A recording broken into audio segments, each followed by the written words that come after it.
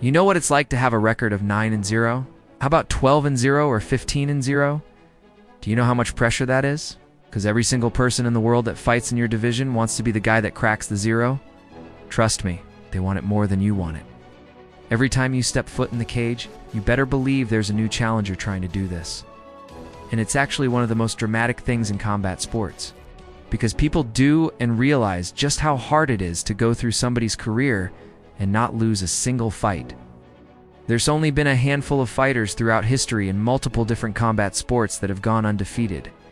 And it becomes this mythical thing where people say this guy's invincible, that guy's invincible, nobody's gonna beat him, he's perfect, he's never lost. And then when that 0 finally gets cracked, it's one of the most shocking moments in all of sports. So we've re-gone, talk about why losing the 0 is the hardest thing a fighter will ever face.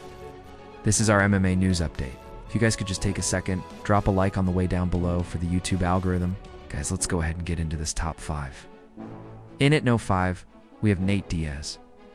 Now, I'm sure a lot of you are surprised. You're like, what? He's lost several fights. Well, yes, he has. But Nate Diaz is coming off a 2-fight win streak, and his last loss was over 4 years ago against Leon Edwards. Plus, Nate Diaz is always fighting the toughest competition. He's always fighting the best. He's always calling out the top guys.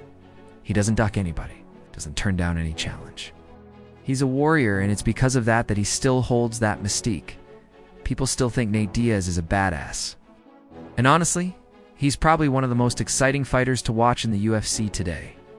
And if he gets on another nice win streak, he could easily find himself back in title contention. And when he does that, when he starts climbing those rankings again, people are going to forget about his last loss, and they're going to remember the fact that he hasn't lost in nearly 5 years. And when a fighter has a stretch like that, that's the type of fighter everybody wants to be the one to stop. Everybody wants to be the one to crack the code and beat this guy. And when you're on a 2 or 3 fight win streak, it's not that big of a deal because everybody's like, oh, well, he just fought a couple low-ranked guys. Well, yeah, but guess what? 2 or 3 fights in the UFC is nothing. It's literally nothing. If you can't put together 5 or 10 in a row, then you really aren't that good. So it's not that impressive. So you got to give Nate Diaz his credit, because he's had a long time to put together a string of wins, and he has done it consistently. At No. 4, we have Francis Ngannou. It's the last man to beat Francis Ngannou was Stipe Miocic at UFC 260. He went in there, and he knocked Stipe out cold in the 2nd round. And it was so violent that when it happened, you would have thought that Francis would go on a tear and start knocking everybody out. But after that, he kind of took his foot off the gas. He didn't look as hungry and motivated as he used to. And I think it had a lot to do with the fact that he knew he wasn't getting paid enough. And the UFC was paying him less than some of their top guys. And he started calling them out, talking about how he wasn't making enough money. He wasn't getting paid what he was worth. And the UFC, instead of rewarding him, they punished him by taking away his title and booking him a fight against Cyril Gane. And it was the worst matchup imaginable. And he lost that fight, and he kind of fell off. But he is still very dangerous, and the mystique is still there. And when he does finally come back and make another run at heavyweight gold, there's still going to be a lot of people scared to face him because they know how explosive he is. They know that if they get caught with a punch, they might get knocked out. Even though he's not the champion anymore, even though he's lost his last fight, people are still intimidated by Francis Ngannou, and they wouldn't want to be the one to crack the 0. No. 3 on the list, we have Israel Adesanya.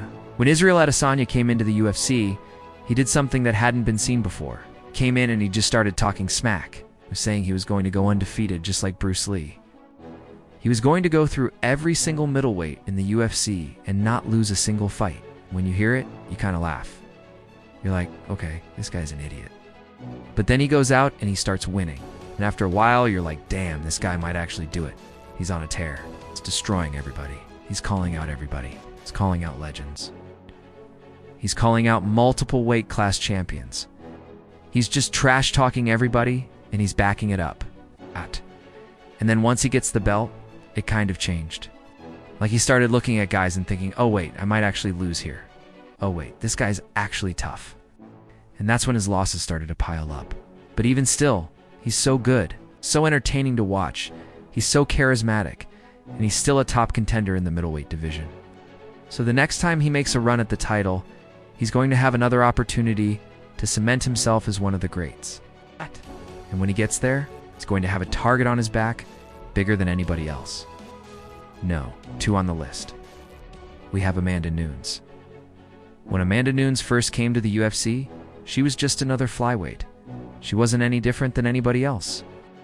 She was just another girl that was trying to make a name for herself. But after a while, she started putting together some wins and moving up in the rankings. And then she got a title shot against Ronda Rousey. Now, nobody gave her a chance. They were all like, oh, Ronda's gonna destroy her. But Amanda went in there and she shocked the world. She knocked Ronda out cold and became a star in the process. And from that moment on, you could tell she was a different animal. She was a killer. She hunted down her prey. You could see it in her eyes. And that's when the mystique started to build around Amanda. And she just kept winning. She kept moving up in the rankings. She moved up to featherweight, became a double champ. And now she's arguably the greatest female fighter to ever compete in the UFC.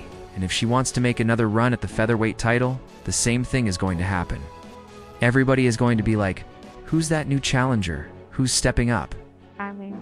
Who's going to crack Amanda Nunes? The target's always going to be on her back.